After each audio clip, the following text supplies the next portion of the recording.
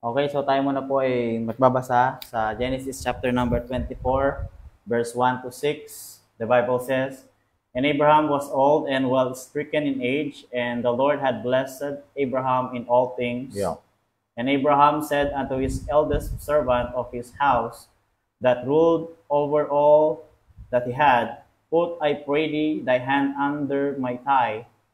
Verse 3, And I will make thee swear by the Lord, the God of heaven and the God of the earth, that thou shalt not take a wife unto my son of the daughters of the Canaanites, among whom I dwell. Verse number 4, But thou shalt go unto my country and to my kindred, and take a wife unto my son Isaac. Verse 5, And the servant said unto him, Peradventure the woman will not be willing to follow me unto this land.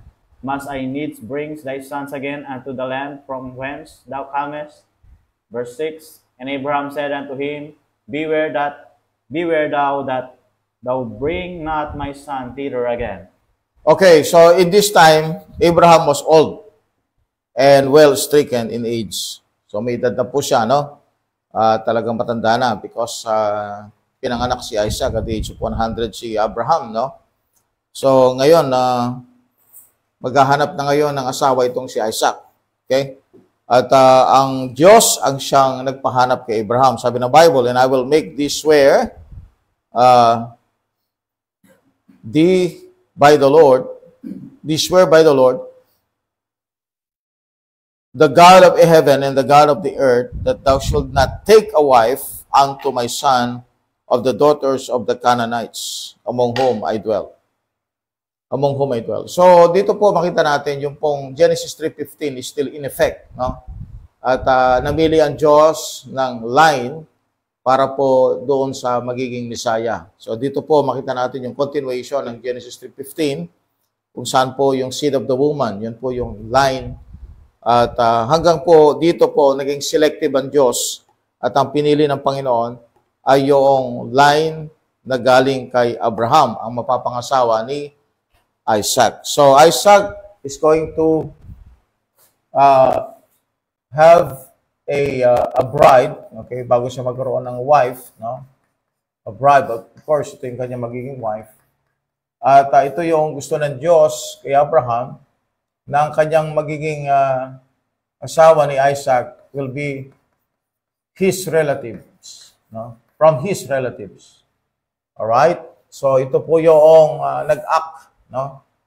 Ito po yung naghanap, no? So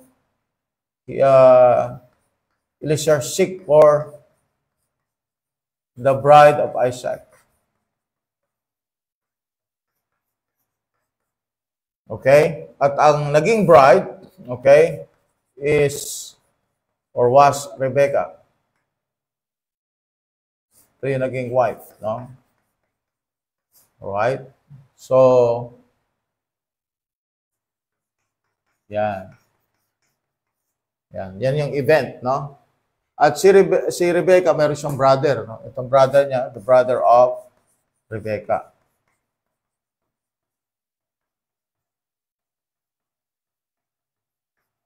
Tignan natin kung saan nakatagpo itong si Eliezer ng bride niya, no? So we'll see the story. At tuloy po natin ang pagbabasa. Okay? Pero before that, in this chapter, the typology makes about 90% of the story. The typology, okay, actually ang typology ito na, no? Ito yung typology nito, no? Itong story ng Genesis 24, ito yung typology niya, no? This is the typology of the entire chapter. Now here, Isaac is a type of the Lord Jesus Christ. Eliezer, which means my God is helper. Okay, connect mo yan sa Romans 8:26. Is plainly a type of the Holy Ghost, and Rebecca is a picture of the virgin bride, spouse to one husband. 2 Corinthians 11, verse 1 to 3, Genesis 24, verse 16. Okay? So, 90% of this story is a typology of Christ. Okay? Ang typology ni Christ, Ang typology ni Isaac is Christ. Alright, ito yung typology niya. And Eliezer is ang typology niya is the Holy Ghost or the Holy Spirit. And then Rebecca is the type of the body of Christ. Okay? And then, yan po yung typology nito, no? So, ang Old Testament, ang Genesis 24 is the Old Testament picture of the rapture. Yan ang maganda sa Genesis 24. So, kaya babalikan natin yung Genesis 22 speaks about the crucifixion. Genesis 23 is about hiding. The Israel is hiding, no? Yung sin na focus ngayon sa church age sa New Testament. While Israel, okay, is hiding in the time of the church age. Kaya nga, ang tawag ng Bible dito, a treasure hid in a field, yung Israel. While the church, okay, right, so Genesis chapter 23 speaks of Sarah's death. And Genesis 24, makita natin yung church ni-reveal dito. Genesis 24, which is what? Rebecca being the bride of Isaac. Since Isaac is a type of Christ, therefore Rebecca is a type of the bride of Christ. Okay? So dito na yon, no? Dito na yung picture na yon. Okay, so ituloy po natin yung story.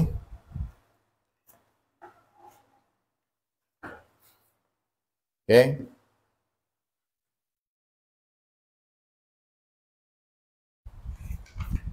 Verse 7 up to verse number 14.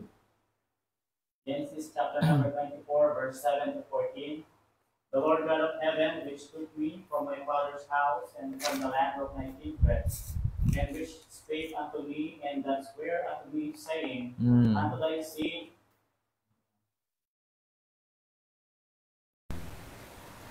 Genesis 24:7. The Lord God of heaven, which took me from my father's house and from the land of my kindred, and which spake unto me, and that sware unto me, saying, unto thy seed will I give this land. He shall send his angel before thee, and thou shalt take a wife unto my son from thence. Verse 8, and if the woman will not be willing to follow thee, then thou shalt be clear from this my oath. Only bring not my son thither again. Verse 9, and the servant put his hand under the thigh of Abraham his master, and swear to him concerning that matter. Verse 10, and the servant took 10 camels of the camels of his master, and departed, for all the goods of his master were in his hand, and he arose and went to Mesopotamia unto the city of Nahor.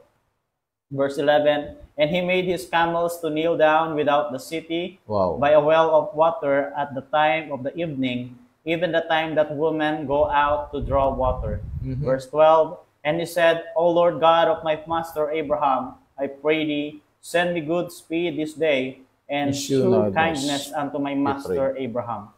Verse 13, behold, I stand here by the well of water, and the daughters of the men of the city come out to draw water. Verse 14, and let it come to pass that the damsel to whom I shall say, let down thy pitcher, I pray thee, that I may drink, and she shall say, drink, and I will give thy camels drink also. Let the same be she thou hast appointed for thy servant Isaac, and thereby shall I know that thou hast shewed kindness unto my master. Amen, amen. Okay, so dito po, no? So, sa verse 7, since hindi kukuha ng asawa itong si Isaac, at itong si Eliezer para kay Isaac, mula sa Canaanites. So, ito po yung nangyari sa paghahanap niya. Verse 7, the Lord God of heaven took me from my father's house and from the land of my kindred, in which spake unto me, and that spare unto me, saying, unto thy seed will I give this land. He shall send his angel before thee, and thou shalt take a wife unto my son from thence. So, ang point dito sa verse 7 ay binabalik, no? ni Abraham yung covenant ng Diyos sa kanya. At gusto niya yung covenant nito ay may pagpapatuloy ng kanyang anak. Itong promise ng Diyos kay Abraham. At naging selective siya dito. Ang sabi niya, and if the woman will not be, take a wife unto my son from thence. No? Sabi niya kay Eliezer, mahanapan mo ang anak ko ng asawa. No? And if the woman will not be willing, so pag-aralan natin mabuti yon mamaya, no? Sapagkat yung word na willing, okay, yan po ay isang word na binanggit, no? Binanggit sa Bible tungkol po sa woman. Ito. Okay? Tungkol kay Rebecca. So makita natin itong si Rebecca kasi nga ito ay isang blind, hindi lang to blind date, no? Blind marriage. So malaking bagay yung action na ginawa ni Rebecca doon sa proposal, no, na binigay ni Eliezer.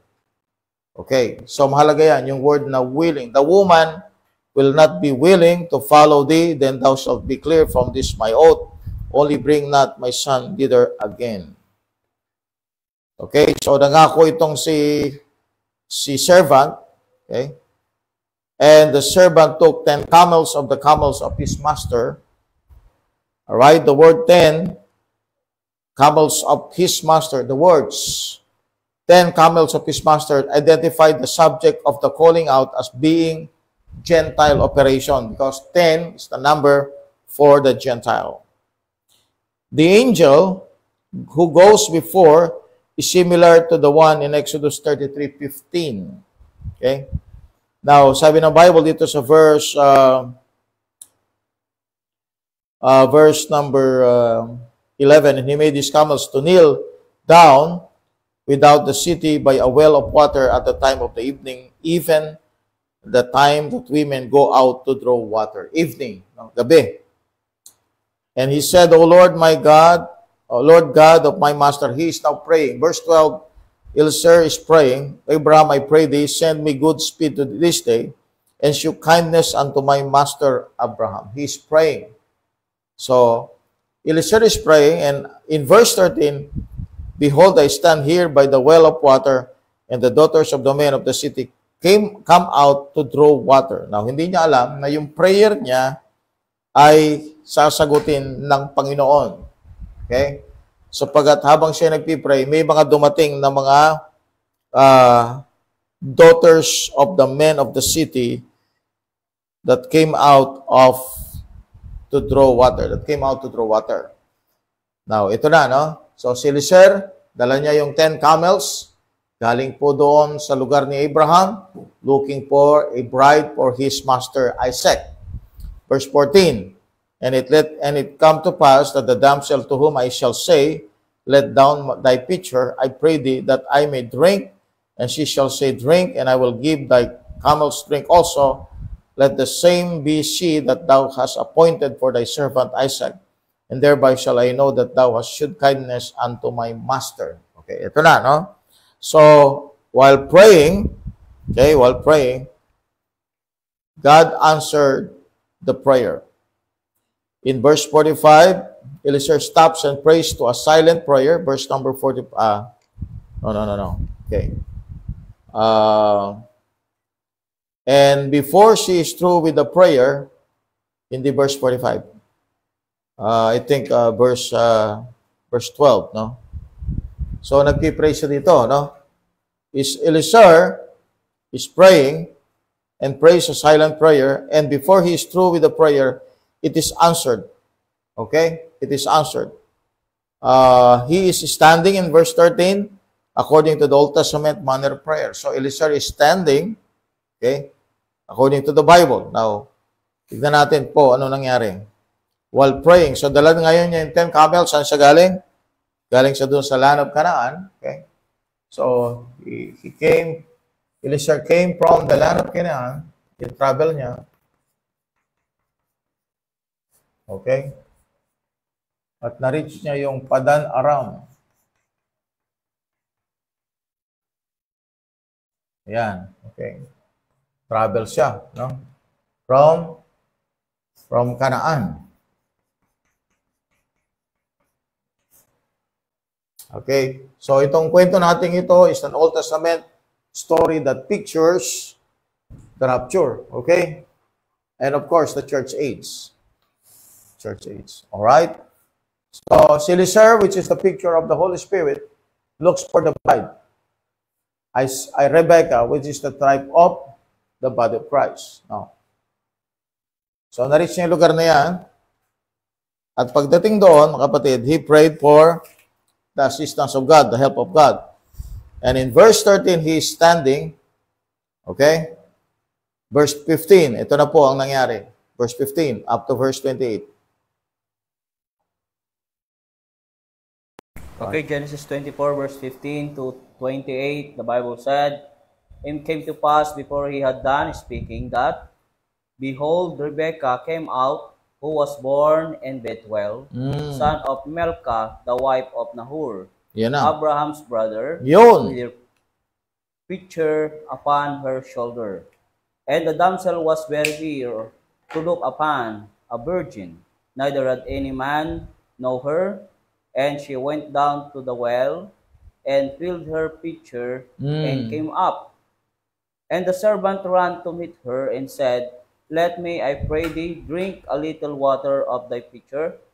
And she said, Drink, my lord. And she hasted, and let down her pitcher upon her hand, and give him drink. And when she had done giving him drink, she said, I will draw water for thy camels also, until they have done drinking.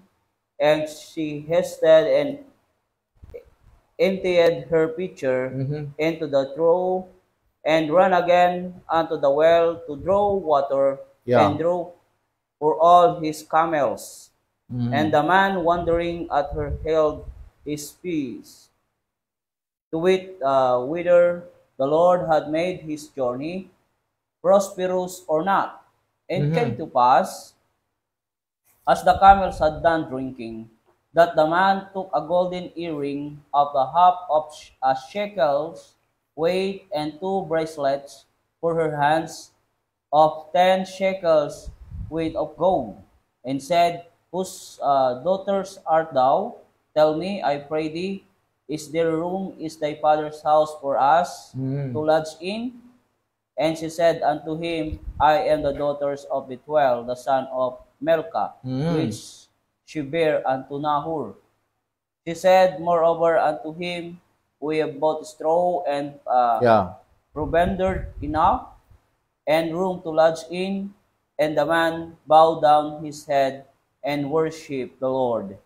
And he said, Blessed be the Lord God of my master Abraham, who hath not left destitute of my master of his mercy and his truth. I being in the way, the Lord lead me to the house of thy master's brethren. And the damsel ran and told them of her mother's house these things. Okay. So, continuation po ng story kanina.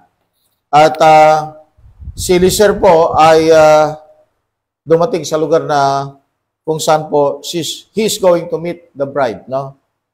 So, he is praying, according to the Bible in verse number 13, as he is standing. And in verse 15, God answers the prayer. No? Sabi niya sa verse 15, And it came to pass, before he had done speaking, that behold, Rebekah came out, who was born to Bethuel, son of Milcah, the wife of Nahor, Abraham's brother, with her pitcher upon her shoulder. Talagang parang itong si Rebekah talagang nakaprepare talaga para kay Isaac. So maraming mga kumukuha ng tubig, pero Rebekah here stand out, no? Sapagat bakit po? Because he helped Eliezer. Verse 16, and damsel was very fair.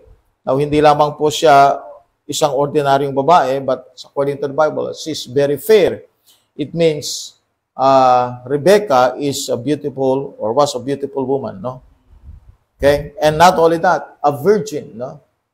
Dito po, ginamit yung virgin in connection with a woman that has not been had, no, experience with a man, no, na parang mag-asawa, no. Ang sinasabi ko po dito, na may mga babae kasi na young woman pero never been virgin, or pero they lost virginity. Here, pinaliwanag dito that Rebecca is a type of Mary, which is in the Bible, siya yung naging mother ng ating Panginoon, and He gave birth to the Lord Jesus Christ. In Isaiah 7:14, yung Mary doon, yung Isaiah 7:14, yung woman doon is virgin. Alright? Virgin. So, sa King James Bible, nilagay po yung virgin. Sa mga modern Bibles, inalis po yung virgin, nilagay na young woman. No? So, virgin, okay, is, of course, no, automatically never been touched by any man sexually. No? Kaya nga, importante po yung word na yon, yung virgin. And when you replace that with young woman, mawawala na po yung sign, no, ng incarnation, nawawala na yung virgin birth. Plus, alam natin kapatid, it is connected to Genesis 3:15. Kaya itong word na virgin na ito, in-explain kung ano yung virgin at in-explain kung gaano kahalaga po yung word na yan. No? Dito po nag-start, no, kay Rebecca. Meeting with Eliezer, which is a type of the Holy Spirit, na eventually she's going to meet her husband, Isaac. Now, so this woman was very fair according to the Bible. Virgin po siya. And not only that, marami po siyang karakter, no? Marami siyang karakter. Pero pinaka-importante po, yung line kung saan po siya galing. That's very, very important. Sapagkat we are still connected to Genesis 3:15, no? Way back in the Garden of Eden. Now, so si Rebecca was born to Bethuel, the son of Milcah, the wife of Nahor, and Abraham's brother itong si Nahor. So, ibig sabihin, related si Abraham kay Rebecca. No? So, kung siya po ay anak ni Milcah, na asawa ni Bethuel, na anak, kay si Rebecca ay anak ni Bethuel, na anak ni Nahor. No? So, ibig sabihin, si Abraham, kung magkapatid si Nahor at saka si Abraham, si Bethuel ay pamangkin, okay? At itong si Rebecca, lilitaw na apo, no? Ni Abraham. Okay? Now, so, pinicture po dito how hospitable itong si Rebecca. Talagang nagkaroon talaga ng close contact upang sa ganun po ay magkaroon ng talagang ma-evaluate itong ni Eliezer kung anong klase itong si Rebecca. At this time, no, hindi pa niya alam na ito na yung magiging babae na mapapangasawa ni Isaac. Hindi pa niya alam. So, but the character of Rebecca stand out. No? Talagang lumitaw talaga yung kanyang karakter. Now, number one, siya ay galing kay Nahor, the brother of Abraham. Second, nakita natin siya ay virgin, okay? And very fair to look upon. So, yung 3 points na yon, no? Mahalaga na yon, no? Plus, you are going to see something from this story, okay? Now, the well here is in a hollow, and Rebecca goes down into it. So, in a hollow, right? Goes down into it. Dala-dala niya, parang isang cave na pababa siya. No? Parang butas na pababa. No? Pababa siya. Well, goes down into it, fills her pitcher, and returns. No? So, isa siyang parang cave, and then pababa siya, hollow, no? Papasok doon sa isang malalim na lugar. No? At doon nila kinukuha yung tubig. Nasalok nila yung tubig. Pinupuno yung pitcher. Okay. Now, Eliezer makes his request, and as Jesus made his request in John 4:7. So, makita natin na itong scene na ito rin ay na-duplicate sa John chapter 4. Alala natin si Jesus Christ, nagpunta siya sa Jacob's well, no? at na-meet niya yung woman doon, yung Samaritan woman. So, this picture, okay, na itong si Isaac at saka si Rebecca also has a similarity with Jesus Christ when he met the woman in Jacob's well. Now, ano yung mga karakter pang idadagdag natin kay Rebecca? Verse 18, she hasted. Verse 20, and she hasted. Okay, in verse number 20, and ran again. In verse 28, and the damsel ran. There is nothing sophisticated about Rebecca. She's more like a very, very active woman, no? Very active woman. So, isa sa karakter niya yun. Masipag siya, mabilis na gumalaw, no? So, and the man wondering at her. So, verse 21. Verse 21. And the man wondering at her held his peace to wit whether the Lord had made this journey prosperous or not. Okay. So ngayon nagtanong sa verse 23, whose daughter art thou? Tell me, I pray thee, is there room in thy father's house for us to lodge in? And she said unto him, I am the daughter of Bethuel, the son of Milcah, which she bare unto Nahor. Ayun. So she said, moreover unto him who have both straw and provender enough and room to lodge in.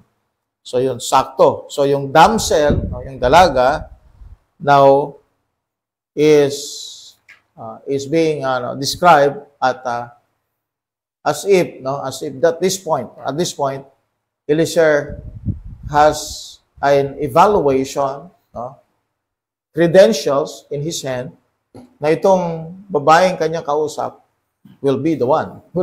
Okay? So here, Rebecca has a brother, okay? Si Laban, no? Okay? Meron din siyang meron ding role dito sa story na ito. So, Rebecca is not only a hard worker, she's fair to look upon, like Sarah in Genesis 12:14. So, this is also the description of the bride of Christ in the Song of Solomon, chapter 6, verse 10. Okay, so yung bride of Christ,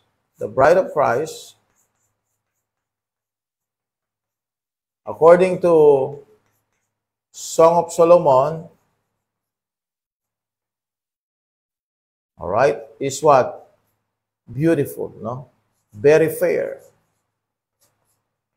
Parang si Sarah, tsaka si Rebecca. Very fair, beautiful. Okay, may beauty, no? So, nilalarawan ni Rebecca ay ang bride ni Christ. Now, here, binanggit po kung ano ang kanyang itsura. No? Beautiful to look upon. Okay?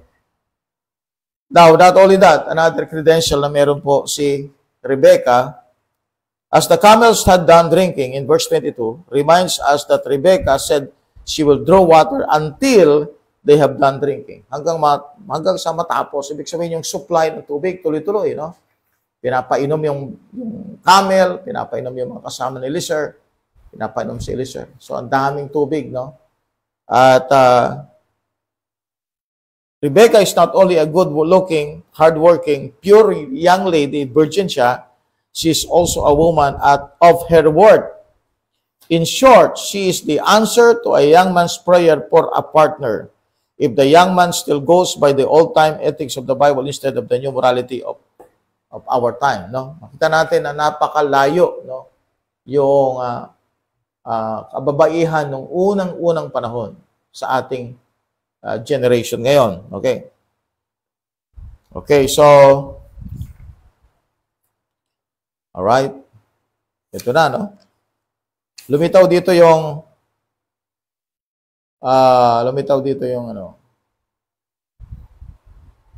yan, verse 22. Pakibasa nga ulit, Brad, yung verse 22.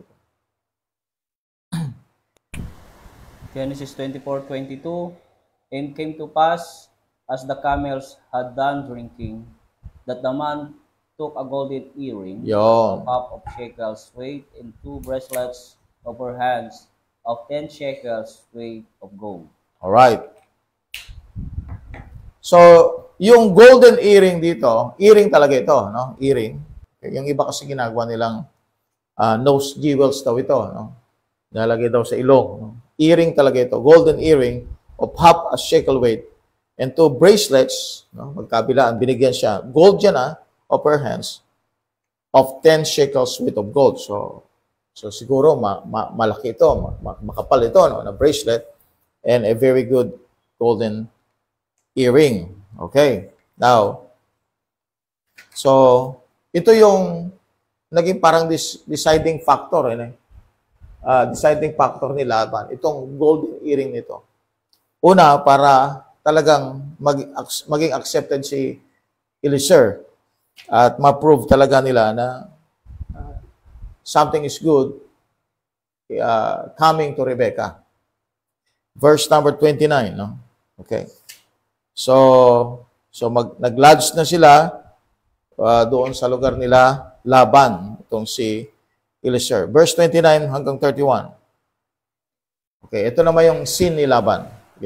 Okay, Genesis 24, verse 29 to 31. to 31. And Rebekah had a brother, and his name was Laban. And Laban ran out unto the man unto the well.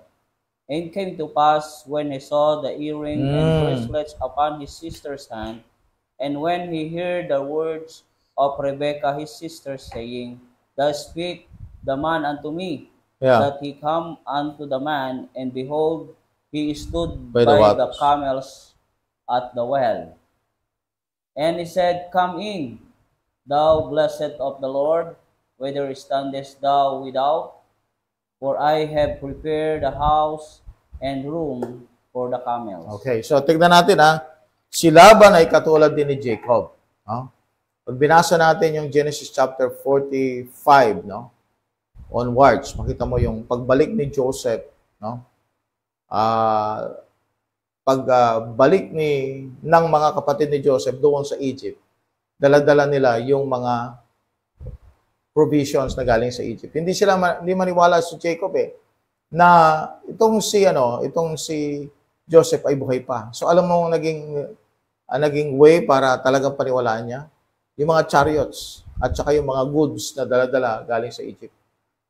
So sabi nila, meron talagang parang bang spiritual brother itong si Laban at saka si Jacob because of their interest on material things. Laban has an interest on material things. Okay? Now, Laban means what? The Hebrew of Laban is white. White. Okay? So, yon, tinanggap ngayon si Eliezer, no? Nag-lodge si Eliezer kasama po ng mga camels niya doon sa lugar ni Laban. Okay. Okay. So, verse 32 up to verse 49, Brad. 39? 49. 49. Okay, so verses 32 to 49, the Bible said, And came to pass, came the house, and he girded his camels, and gave straw and provender for the camels, and water who was his feet, and the men's feet that were with him, and there was a set meat before him to eat. But he said, I will not eat until I have told my errand. And he said, Speak on. And he said, I am Abraham's servant, and the Lord hath blessed my master greatly, and he is become great, and he hath given him flocks and herds and silver and gold and men servants and maid servants and camels and asses. And Sarah, my master's wife, bare a son to my master when she was old, and unto him hath he given all that he had. And my master made me swear, saying, Thou shalt not take a wife to my son of the daughters of the Canaanites, in whose land I dwell, but thou shalt go unto my father's house and to my kindred, and to take a wife unto my son. And I said unto my master, Peradventure the woman will not follow me.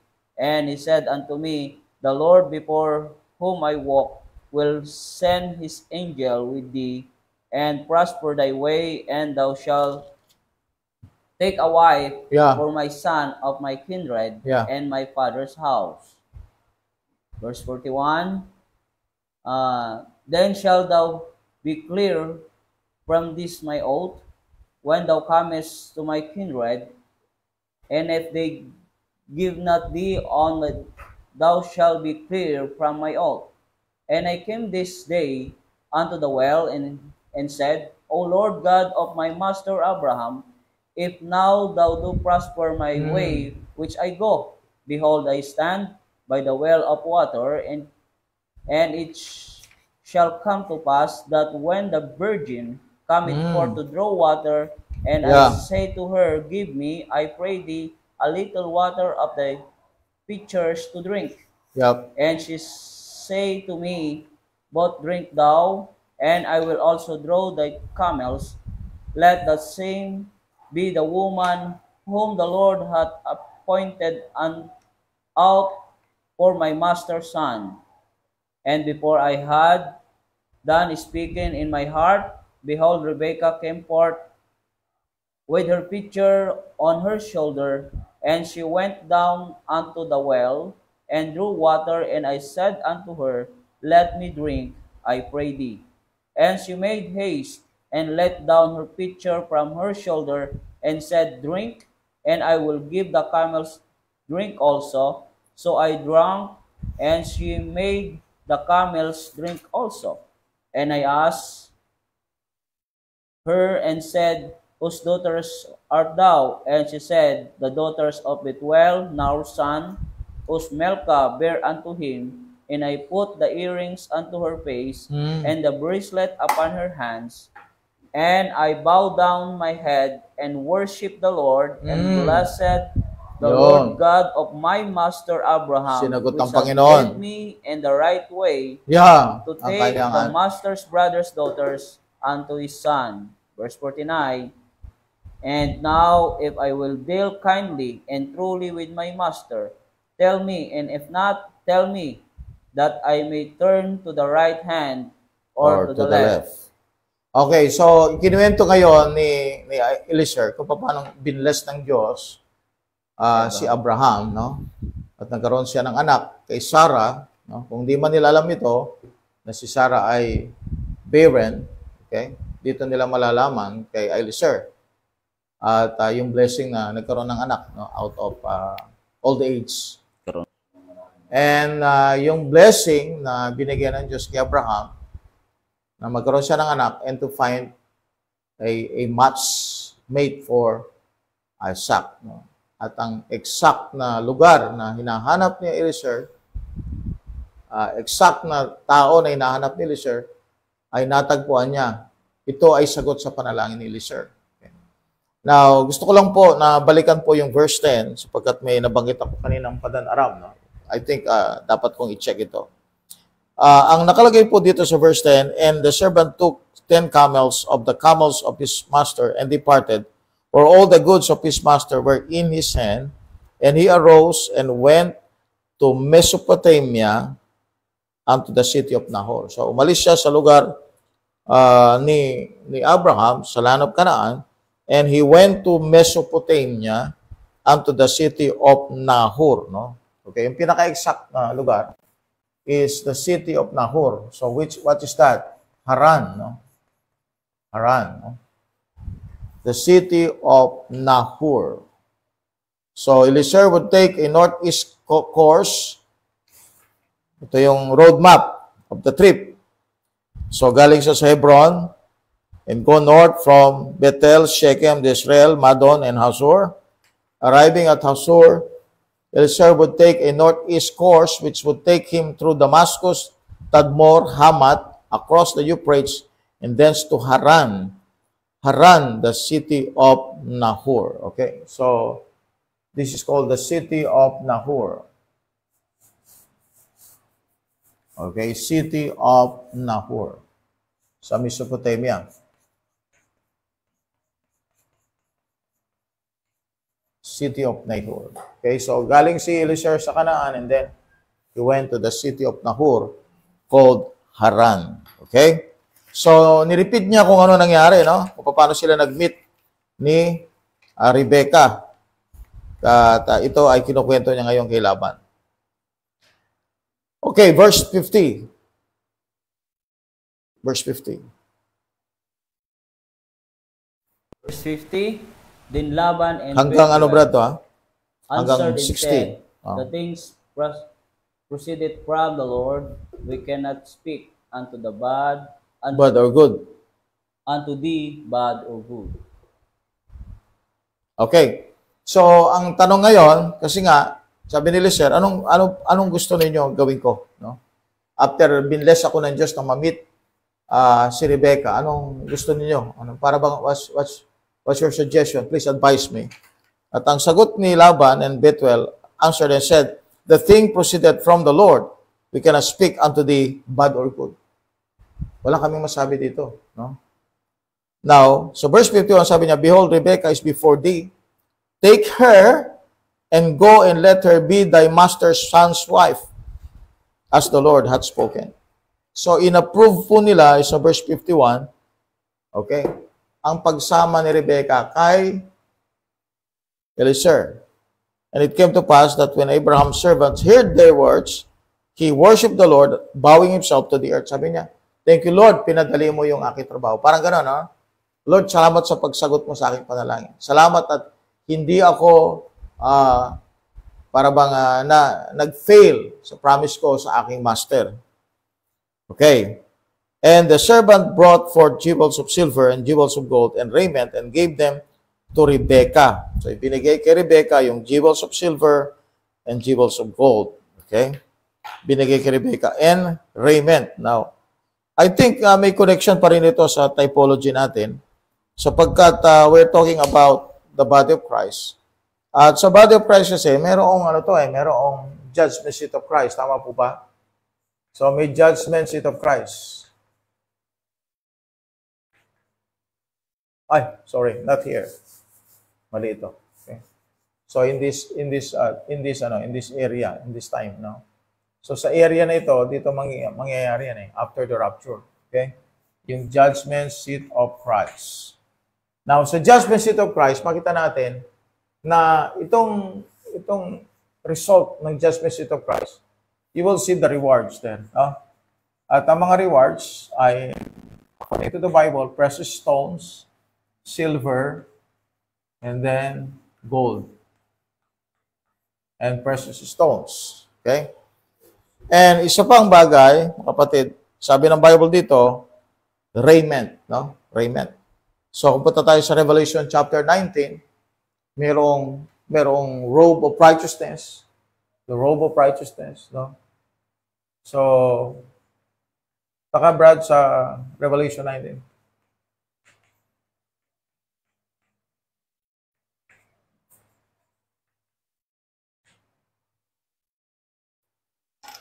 Revelation 19. Okay? Yung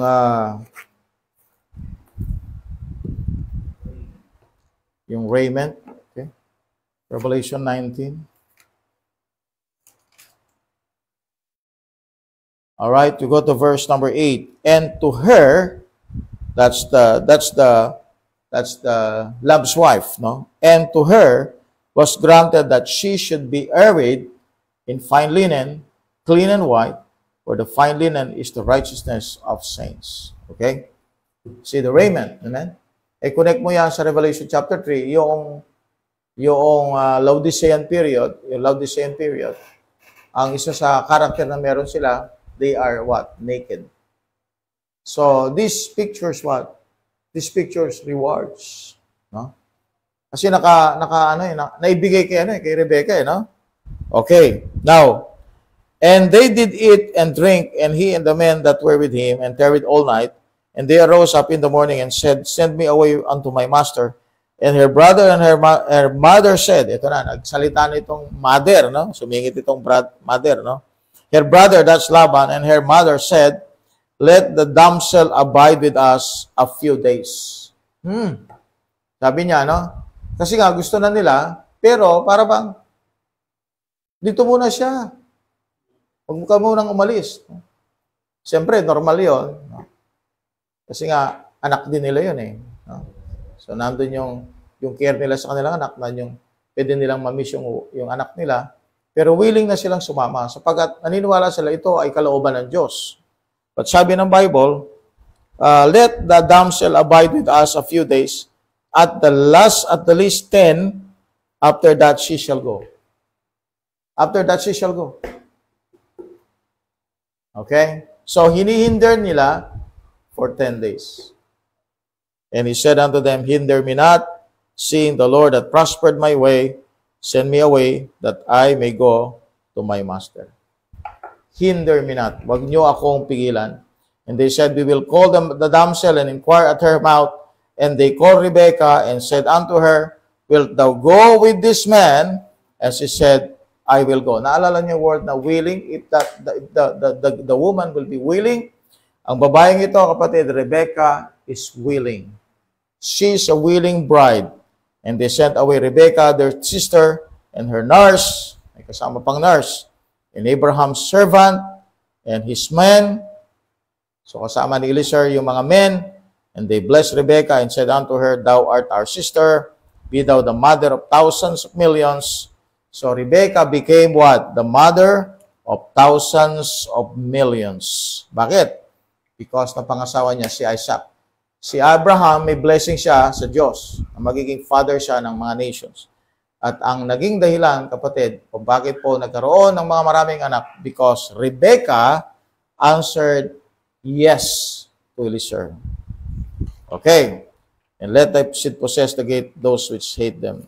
Okay, so this is now verse 61 to 67. Pakibasa lang, Brad. And we're going to end. Now, this is now the picture of the rapture. Amen. Verse 61 to 67. And Rebekah arose, her damsel, and they rode upon the camels and followed the man. And the servant took Rebekah and went his way. And Isaac came from the way of the well, Lahairoi, for he dwelt in the south country. And Isaac went out to meditate in the field at the eventide. Wow. Amen. And he lifted his eyes and saw, and behold, the camels were coming. And Rebekah lifted her eyes, and when she saw Isaac, she lighted up the camel. Verse 65, for she had said unto the servant, what man is this that walketh in the field to meet us? Kasalan na to. And the servant had said, it is my master. Therefore she took a veil and covered herself, and the servant told Isaac and things that he had done. And Isaac brought her into his mother Sarah's tent, and took Rebekah, and she became his wife, and he loved her, and Isaac was comforted after his mother's death. So this is a complete picture of the rapture. Why? No? So Rebekah arose and her damsels, and they rode, ito yung mga bridesmaid niya, and they rode upon the camels and followed the man. That's Eliezer. The bride is following the Holy Spirit. Okay? And the servant took Rebekah and went his way. And Isaac came from the way of the well Lahairoi, for he dwelt in the south country. And Isaac went out to meditate in the field at the eventide. Isaac is waiting in the eventide. No?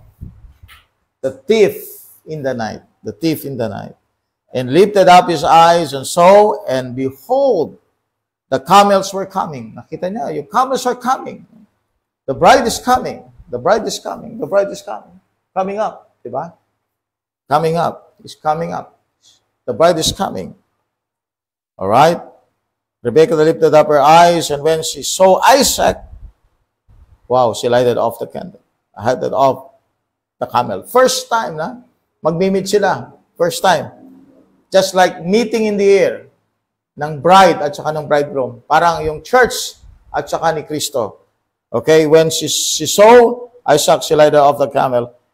For he had said unto the servant, what man is this that walketh in the field to meet us? Wow, that's meeting in the air. And the servant had said, it is my master. And therefore she took a veil, pinover niya yung kanyang mukha, and covered herself. Okay? That's the picture of virginity. And the servant told Isaac all things he had done. That is Holy Spirit talking about what he had done, yung history, no, kung paano niya na-meet si Rebecca. That's also the picture of the church age. The Holy Spirit has all the story about the church age. Parang doon sa Revelation chapter 2 to chapter 3, no? Kinento niya yung history ng church. Verse 67.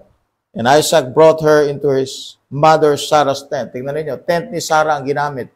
So Israel, okay, Israel, ginamit yung Israel, tama? And took Rebecca, at yun ang ginamit ni Rebecca at ni Isaac. So saan galing ang Christianity? Galing sa Israel. No? Saan galing ang Bible? Galing sa Israel. Saan galing ang mga apostol? Galing sa Israel. Saan galing ang mga authors ng Bible? Galing sa Israel. The tent. And Christianity is under the tent of the apostleship of the Jewish people, or the teachings of the Jewish apostles. Okay, Isaac brought her into his mother Sarah's tent and took, dahil wala na si Sarah, take over na itong si Rebecca, and took Rebecca, she became his wife, and he loved her, and Isaac was comforted after his mother's death. Amen. So that is the picture of the rapture. Amen.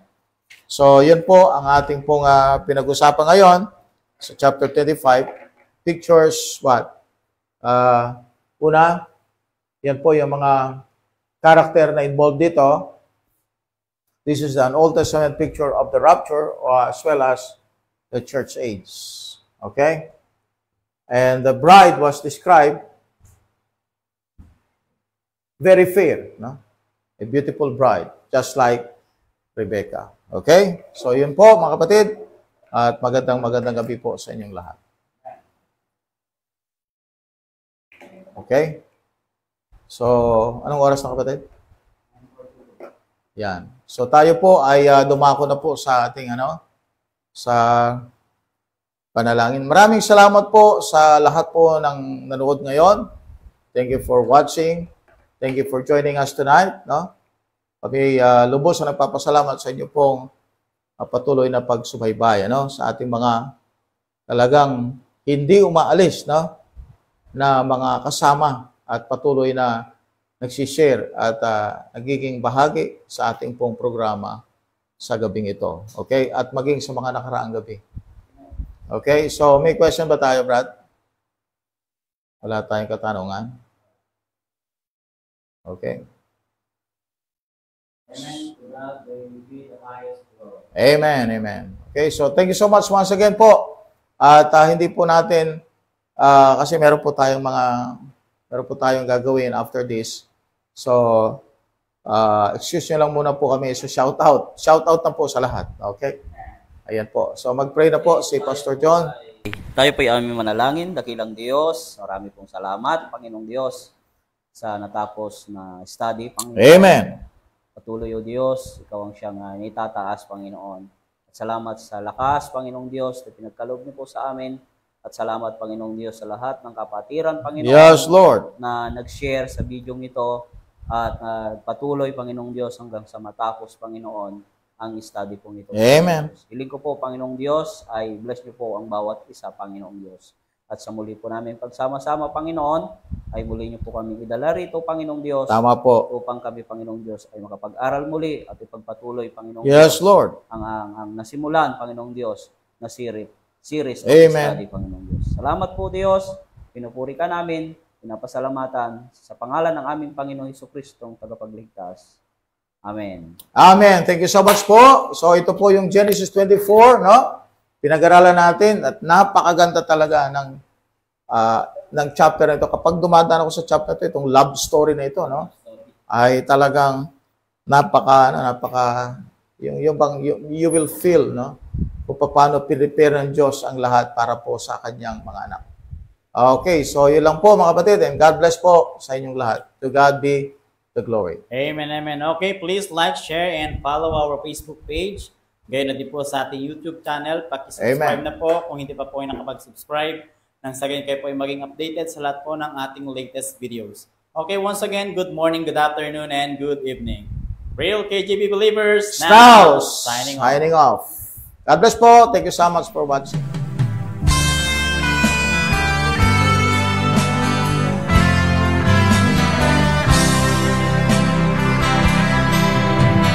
Heaven is my home. I'm just a stranger in this world. I'm on a journey, and I'm not here to stay.